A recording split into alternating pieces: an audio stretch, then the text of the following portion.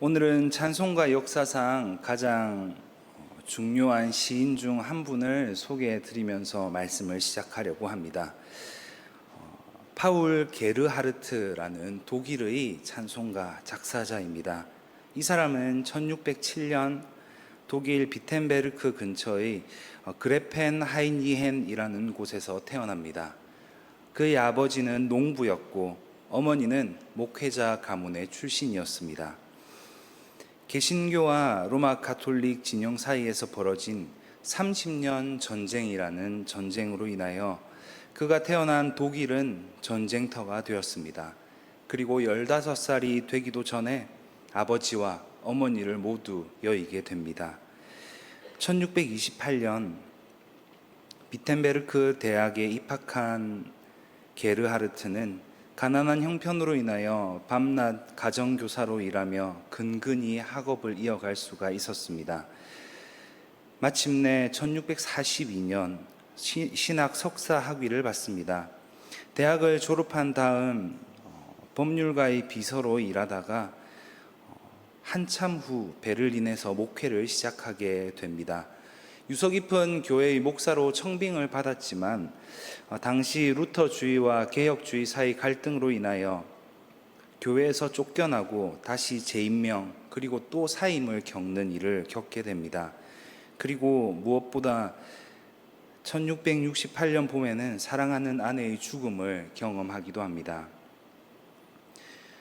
게르하르트의 인간적 삶은 얼핏 보아도 너무나 쉽지 않은 삶이었습니다. 어떻게 보면 불행하다라고 할 수 있는 삶이었습니다. 어린 시절에는 전쟁으로 부모님을 잃었고 경제적인 어려움으로 14년 만에 대학을 졸업했습니다. 학업을 마친 후에도 목회자가 아닌 비서로 일을 해야 했습니다. 목회를 시작했지만 목사직에서 쫓겨날 수밖에 없었습니다. 그리고 당시 유행하던 전염병으로 5자녀 중 4이나 되는 아이들과 아내를 한꺼번에 잃는 아픔을 경험하기도 했습니다. 파울 게르하르트, 그는 전쟁과 가난과 실패와 질병 그리고 상실의 고통을 모두 몸소 경험을 했습니다. 그런데 그 와중에도 그는 하나님을 깊이 체험하였고 하나님에 대한 그의 믿음을 담아 찬송시를 작사했습니다. 같은 시대를 살아가는 이들에게 하나님은 저 멀리 홀로 계신 분이 아니라 가난한 자 중에서 가장 고통받는 사람들과 함께 하시는 친구임을 일깨워 주었습니다. 게르하르트의 작품 중 지금까지 전해지는 것으로는 무려 139개나 되는 독일어 찬송과 시 그리고 15개의 라틴어 시가 있습니다. 그의 찬송시들은 우리나라 찬송가에는 실리지 않았지만 세계 각처에서 많은 사랑을 받고 있습니다. 오늘 본문인 시편 69편은 위기에 빠진 고통과 고난을 경험하고 있는 시편의 기자인 다윗이 하나님께 부르짖는 시입니다. 그의 믿음은 진짜 고난 가운데 있을 때에 드러나게 되었습니다. 다윗은 고난 가운데 그 상황 가운데 빠져들지 않고 그 고난과 고통 가운데서 함께 하시는 하나님을 바라봅니다. 하나님이 기뻐하시는 것은 이런 상황 가운데에 하나님께 올려드리는 값비싼 제물로 드리는 제사보다 하나님께 마음을 담은 노래로 올려드리는 찬양을 더 기뻐하십니다. 하나님의 은혜와 그 크신 능력을 마음으로 고백하는 찬양은 하나님께서 가장 기뻐 받으시는 제사일 것입니다. 오늘 본문에 나오는 다윗과 같이 우리는 왜 하나님께 찬양해야 합니까? 우리는 찬양하기 위해 지음받았기 때문입니다. 우리가 지음받은 이유는 바로 하나님을 찬송하기 위함입니다. 이사야 43장 21절 말씀입니다. 이 백성은 내가 나를 위하여 지었나니 나를 찬송하게 하려 함이니라. 아멘. 하나님께서 이스라엘 백성들에게 말씀하셨습니다. 하나님을 위해 지음받은 것이 바로 너희들 이스라엘 백성들이다. 하나님을 찬송하기 위하여 지음받은 존재가 바로 우리들이라는 사실을 하나님께서는 말씀을 통하여 분명히 이야기해 주십니다. 하나님께서 우리를 구원하신 이유는 우리가 그 선물을 받고 은혜를 받아 그저 행복하게 살아라 라는 것이 아닙니다. 구원 그 자체가 목적이 되면 인본주의가 되어버립니다. 하나님께서 베풀어 주신 구원을 그저 누리기만 하겠다는 이 마음은 하나님의 구원의 의미를 제대로 알지 못하기 때문입니다. 하나님께서 우리를 구원하신 것은 구원 그 자체에 목적이 있는 것이 아니라 구원받은 백성들이 원래 지음받은 목적대로 하나님을 찬송하도록 하기 위함입니다. 바울은 에베소서 1장에서 이렇게 이야기하고 있습니다. 에베소서 1장 12절 말씀입니다. 함께 읽어보도록 하겠습니다. 시작. 이는 우리가 그리스도 안에서 전부터 바라던 그의 영광의 찬송이 되게 하려 하심이라. 아멘. 에베소서에서 바울은 에베소 교회의 성도들에게 전합니다. 우리가 부름받은 이유, 우리가 하나님의 백성으로 살아가야 하는 이유가 바로 하나님의 영광의 찬송이 되게 하려 하십니다.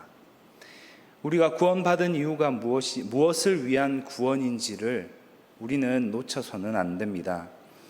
그저 하나님께서 베푸신 이 구원의 은혜를 즐기고 누리기만 하라는 것이 아닙니다. 물론 이 선물로 주신 구원을 감사로 기쁨으로 누리는 것은 중요합니다.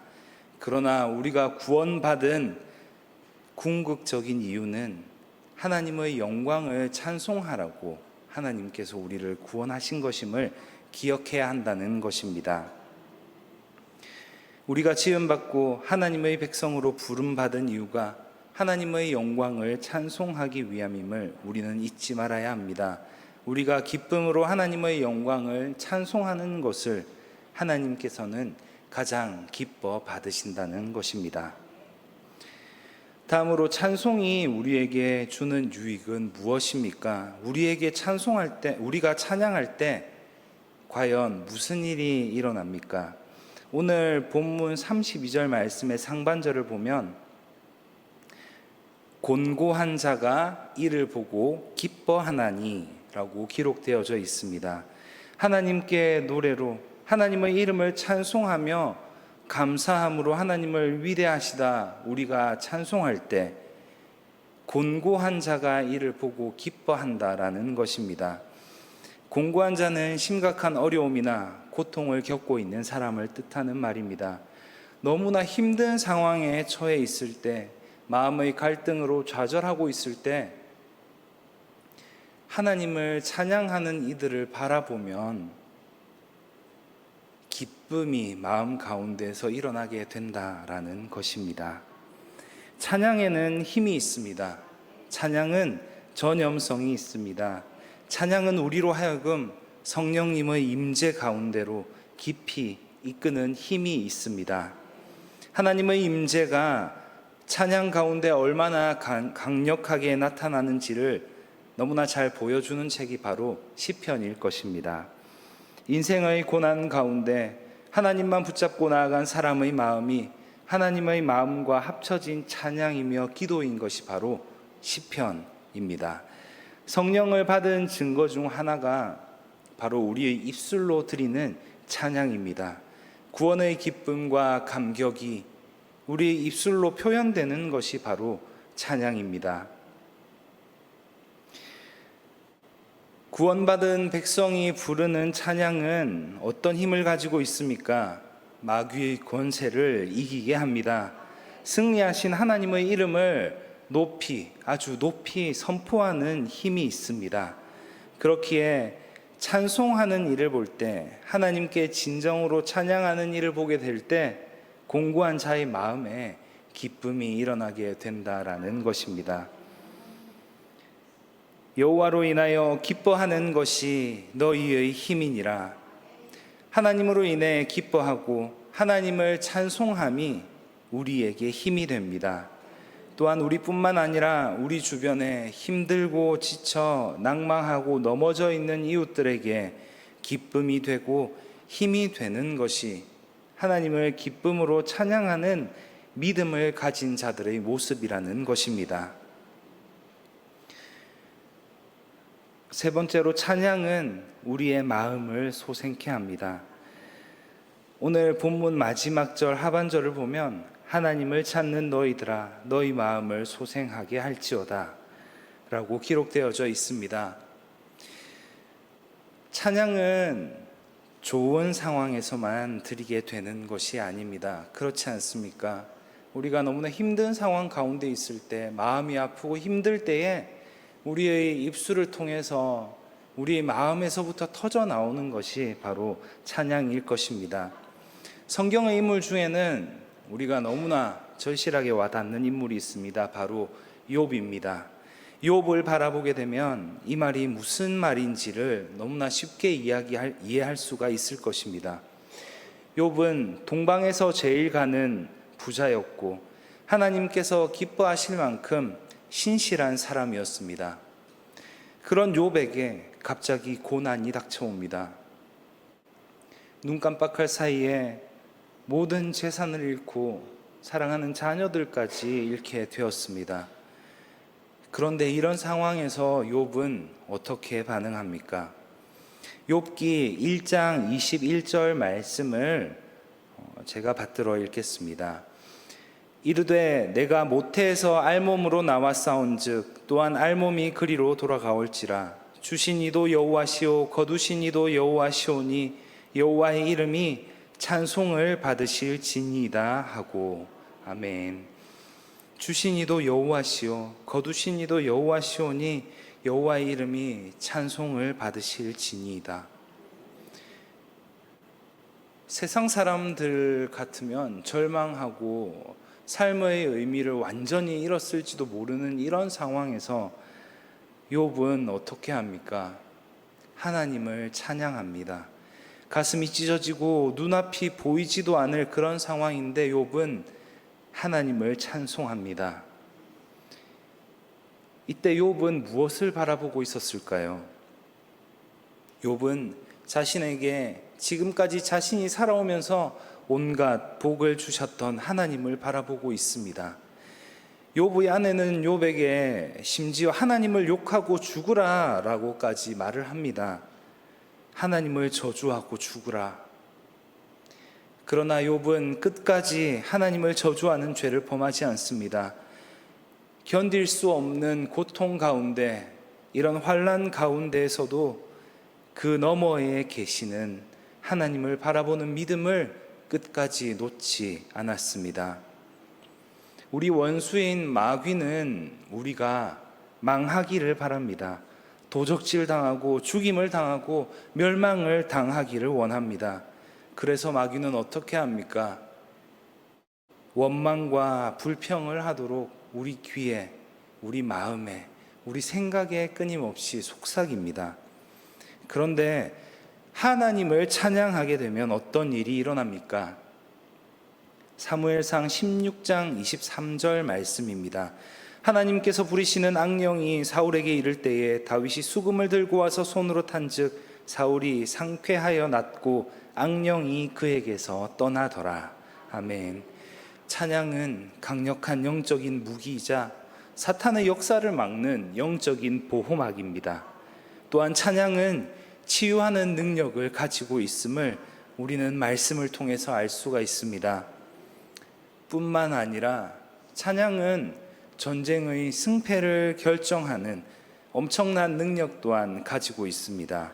역대하 20장 21절에서 24절 말씀입니다. 함께 천천히 따라 읽도록 하겠습니다. 시작. 백성과 더불어 의논하고 노래하는 자들을 택하여 거룩한 예복을 입히고 군대 앞에서 행진하며 여호와를 찬송하여 이르기를 여호와께 감사하세 그의 인자하심이 영원하도다 하게 하였더니 그 노래와 찬송이 시작될 때에 여호와께서 복병을 두어 유다를 치러 온 암몬 자손과 모압과 세일산 주민들을 치게 하심으로 그들이 패하였으니 곧 암몬과 모압 자손이 일어나 세일산 주민들을 쳐서 진멸하고 세일 주민들을 멸한 후에는 그들이 서로 쳐 죽였더라. 유다 사람이 들망대에 이르러 그 무리를 본즉 땅에 엎드러진 시체들 뿐이요 한 사람도 피한 자가 없는지라. 아멘. 여호사밧 왕은 위기 앞에 성전에 가서 하나님께 감사하고 하나님을 찬양하는 기도를 드렸습니다. 하나님께서는 여호사밧 왕의 기도를 들으시고 하나님께서 함께 하시리라 약속해 주셨습니다. 그리고 이스라엘은 어떻게 합니까? 전쟁으로 나아가며 하나님께 찬송하며 나아갑니다. 그 결과는 어떻습니까? 적들은 자기들끼리 서로 죽입니다. 자기들끼리 싸우다 결국 전쟁에서 완전한 승리를 거둔 것이 이스라엘이었습니다. 하나님은 능력의 하나님이십니다. 그 어떤 상황에서도 우리가 해야 할 일은 바로 감사와 찬송임을 알 수가 있습니다. 아멘. 오늘 말씀을 정리합니다. 우리의 진짜 믿음은 우리가 고난 가운데 있을 때에, 어려움에 처해 있을 때 무엇을 하는가를 통해서 나타나게 됩니다. 우리는 무엇을 하기 위해 지음받았다고 했습니까? 하나님을 찬양하기 위해 지음받았습니다.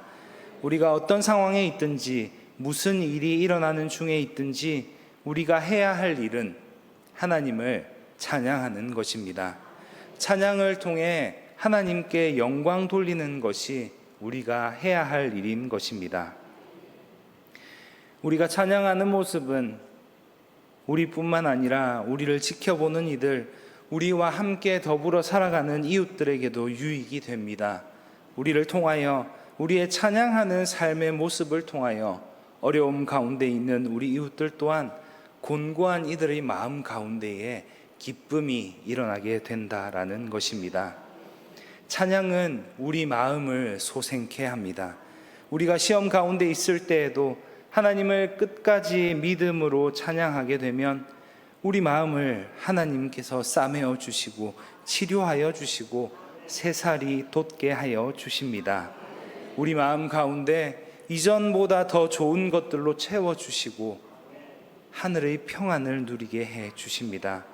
뿐만 아니라 악한 것들로부터 보호하여 주시고 영적인 전쟁에서 승리를 누리게 하는 도구가 바로 찬양이라는 것입니다. 하나님을 찬양하는 삶을 살아감으로, 은혜 충만함으로 승리를 누리며 살아가는 우리 든든한 교회 성도님들 되시기를 간절히 소망합니다. 기도하겠습니다. 하나님, 우리를 지으신 대로 하나님께서 지음받은 목적대로 살아가기를 원합니다. 우리의 마음과 생각을 주장하여 주셔서 하나님 앞에 우리 생이 다하는 그날까지 하나님만 찬양하며 살아가는 은혜를 누리게 하여 주시옵소서. 찬양받기 합당하신 거룩하신 예수님 이름으로 기도합니다. 아멘.